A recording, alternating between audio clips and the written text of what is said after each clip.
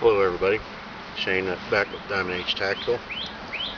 Time of year, everything's starting to green up around here, but I didn't have to look very far to find quite a bit of material here to make a good bird's nest for my fire tonight.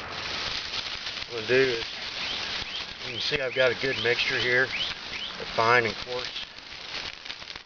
Bend that around, make my initial start here.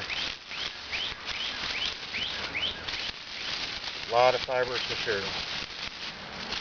Everything from pretty light grass to heavy reeds. What I'm going to use for my tinder, in order to save my surefire, are these cattails right here. These have been out here all winter. They're good and dry. Shouldn't have any problem catching a spark. I used the same cattails the other day. Had no problem whatsoever. I'm going to go ahead and set that there. I've got a whole bunch more material here. See how that's good mixed. Leaves and stems. Separate that up a little bit. This is going to look awful big, but anyway, that's how I make them. Makes it easier for me to make a fire. Some flower tops here.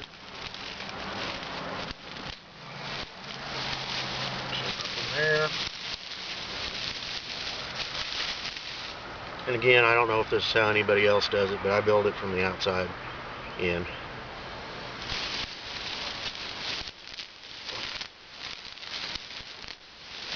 Good grass, good dry grass. This stuff catches really well.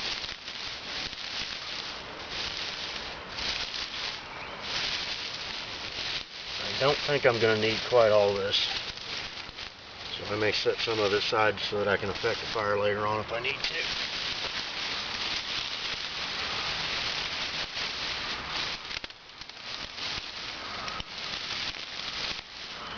See, I've got quite a good amount of stuff there. Then I'm just going to take the cattail, basically, I call it down, but it's a seed head. I'll separate that out and get it nice and spread out there, increasing our surface area, making a nice loosely covered mat.